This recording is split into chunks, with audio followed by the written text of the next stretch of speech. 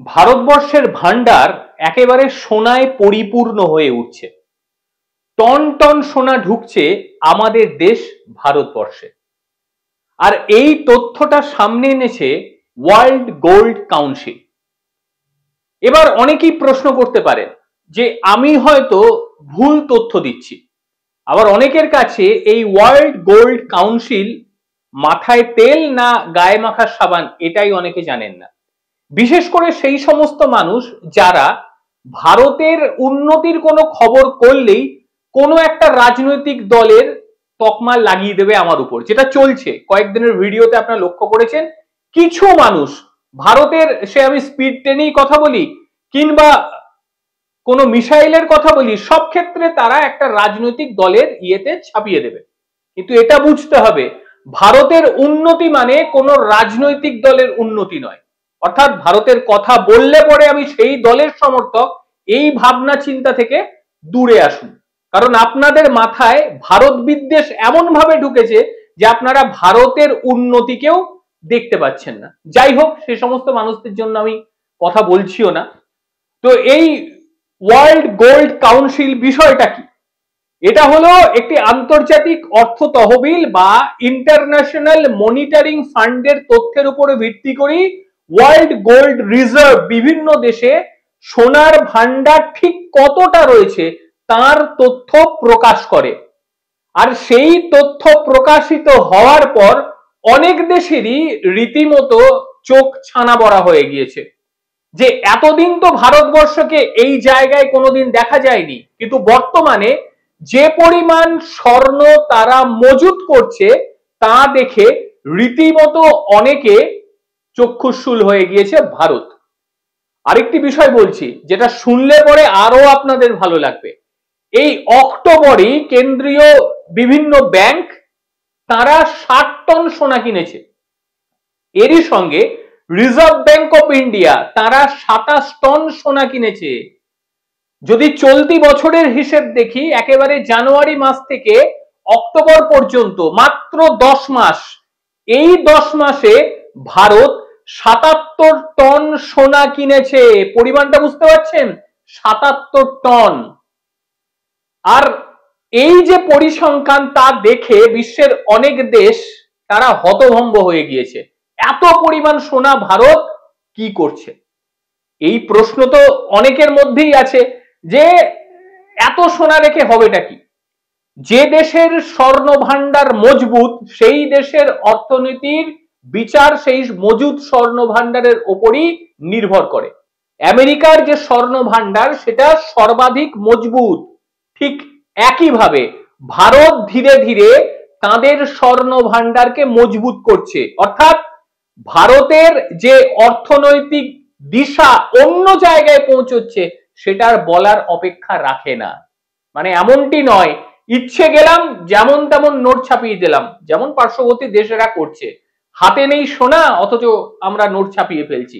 এতে যে কি ভয়াবহ অবস্থা হতে পারে দেশের সেটা অনেকেই জানেন না। কিন্তু ভারত তার সবকিছু বিচার বিবেচনা করে নিজেদের সোনার ভান্ডারকে পরিপূর্ণ করে তারপরই দেশের অগ্রগতি করছে। এবার আরেকটা তথ্য দিই যেটা শুনে আপনাদের যথেষ্টই ভালো লাগবে। সারা পৃথিবীতে এই চলতি বছরে যত সোনা কেনা হয়েছে তার 60% সোনাই কিনে নিয়েছে ভারত সহ আরো দুটো দেশ। ভারতের সঙ্গে আরো দুটো দেশ কে কে? পোল্যান্ড এবং তুরস্কের কিছু ব্যাংক তারাও ভারতের সঙ্গে পাল্লা দিয়ে সোনা কিনে নিয়েছে। অর্থাৎ সারা পৃথিবীতে 3টে দেশ, ভারত, পোল্যান্ড এবং তুরস্ক, এই 3টে দেশ মিলে 60% সোনাই এই বছর নিজেদের তুলে নিয়েছে। অর্থাৎ তারা তাদের যে অর্থের ভান্ডার সেই অর্থের ভান্ডার একেবারে পরিপূর্ণ করে নিয়েছে। আর এটা ভারতবাসী হিসেবে যথেষ্টই গর্বের। পাশের যে দুটো দেশ রয়েছে, কথা বলি তুরস্ক, পোল্যান্ডে, সেখানকার সেন্ট্রাল ব্যাংক যথাক্রমে 72 টন ও 69 টন সোনা কিনেছে জানুয়ারি থেকে আগস্ট মাসের মধ্যে। এইবারে একটা বিষয় ভাবুন আপনারা, একটা দেশ আটা নিয়ে মারামারি করছে, তারা হাতে রুটি নিয়ে সংসদে পৌঁছে যাচ্ছে সাংসদেরা, যে একটা রুটির দাম 25 টাকা, খাবো কি? আর একটা দেশ তারা আবার আলু না পেয়ে, পেঁয়াজ না পেয়ে আমাদের গালিগালাজ করছে। মানে পরিস্থিতি এমন জায়গায় পৌঁছেছে, রাগের জ্বালায় আমাদের দেশকে গালিগালাজ করছে। আরে বাবা, তোরা তোদের দেশে অশান্তি পাকালি, আর তার দায়ভার আমরা কেন নিতে যাবো ভাই? মানে বিনা কারণে ভারতের কে গালিগালাজ করা।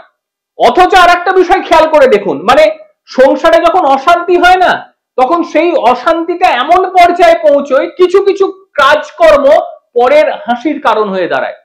মানে পেঁয়াজ না খেতে পেয়ে, আলু না খেতে পেয়ে মাথাটা এতটাই খারাপ হয়ে গিয়েছে যে বইয়ের শাড়ি নিয়ে এসে পড়াচ্ছে। ভাবুন কি বিষয়। বাংলাদেশের নেতা সে কি করেছে, সে বইয়ের শাড়ি নিয়ে এসে পুড়িয়ে ফেলছে, বলছে আমি ভারতীয় যে সামান সেটা বয়কট করলাম।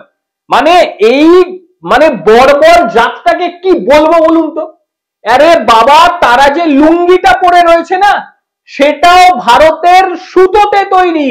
সেই দেশে নিজস্ব সুতো উৎপাদন হয় না, তারা ভারত থেকে কাঁচামাল নিয়ে গিয়ে তারপর সেখানে যে পোশাক, সেই পোশাক তারা উৎপাদন করে বিভিন্ন জায়গায় রপ্তানি করে। কাঁচামালটা ভারতের যায়। যেমন কথাটা বললাম যে তারা যে লুঙ্গিটা পরে ভারতের বিরুদ্ধে কথা বলছে, সেটাও ভারতীয় কাঁচামালের দ্বারা। ভারতের ডিম খাচ্ছে, ভারতের আলু খাচ্ছে, ভারতের পেঁয়াজ খাচ্ছে, তারপর আবার ভারতের বিরুদ্ধে কথাবার্তা বলা। আর মাঝে মধ্যে আর একটা কথা বলতে শুরু করেছে, যুদ্ধ। ভাবুন, রাস্তা দিয়ে হাতি হেঁটে যাচ্ছে, পেছনে দুই একটা কুকুর চিৎকার চেঁচামেচি করছে, হাতি কি করবে? কুকুরের সঙ্গে লাগতে আসবে? কখনো লাগতে যাবে? কোনোদিনই যাবে না, কারণ প্রয়োজনই নেই। কথাবার্তা বলা একটা আলাদা পার্ট, কিন্তু যুদ্ধের ক্ষেত্রে একটা সমক্ষমতা দরকার। তো একটা সমক্ষমতা দরকার। এখন আমি যদি হঠাৎ করে বলি যে আমি এলন মাস্কের সঙ্গে টক্কর নেব, এটা হয়? এটা তো গাধার মতন কথা। মানে আমি পুরো গাধার মতন কথা বলবো। আমার সে ক্ষমতা নেই, আমার সে যোগ্যতা নেই, আমি তার সঙ্গে টেক্কা নেব, এটা হয় নাকি? ঠিক ওই পাশের দেশটার অবস্থা একই রকম হয়ে গিয়েছে। মানে ভারত বলেছে যুদ্ধ করব?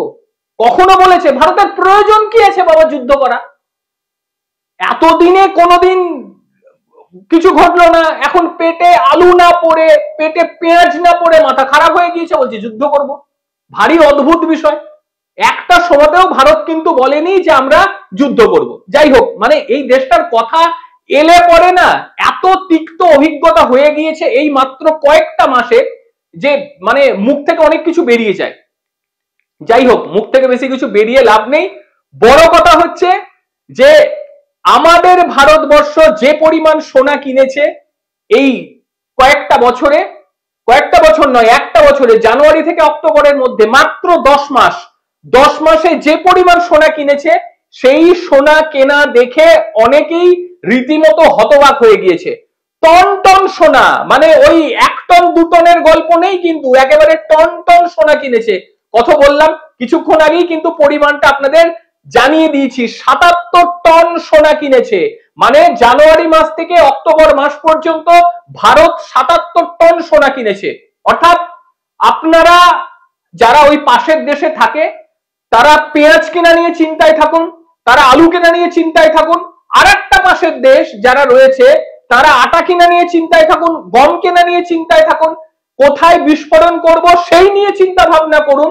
আর ভারত তার নিজের আখের কিন্তু গুছিয়ে নিচ্ছে, কারণ ভারত প্রতিবেশীদের সঙ্গে অশান্তি করতে চায় না। এবার পাশের কুকুর ভুক ভুক করবেই, জানি না কখন সেই কুকুরটাকে ইট তুলে মারতে হবে, তবে সহ্য করে যায়। কানে যতদিন সহ্য করা সহ্য করে যাবে, তারপরে যদি বেশি ভৌ ভৌ করে সেক্ষেত্রে কিন্তু ইট তুলে মারতেই হবে, উপায় নেই। একটা তিতিবিরক্ততা চলে আসে কন্টিনিউ, যদি কানের ওপর কেউ ওই ভৌ ভৌ ভৌ ভৌ করে যায়, স্বাভাবিক ব্যাপার। নেগেটিভ এনার্জি তো কাজ করবেই। কতদিন হবে সেটাও জানি না, তবে সবাই ভালো থাকুক, সুস্থ থাকুক। ভারত নিজের মতন জায়গায় চলবে। আপনারা আপনাদের পেঁয়াজ আটা নিয়ে সুস্থ থাকুন, ভালো করে পেঁয়াজ এবং আটা খান। ভারতীয়রা যেমন আছে তাদেরকে সেইভাবেই থাকতে দিন। যাই হোক, আজ এই পর্যন্ত। প্রত্যেকে ভালো থাকবেন, সুস্থ থাকবেন। আবারও দেখা হবে অন্য কোনো দিন, অন্য কোনো ভিডিওতে। ততক্ষণের জন্য নমস্কার।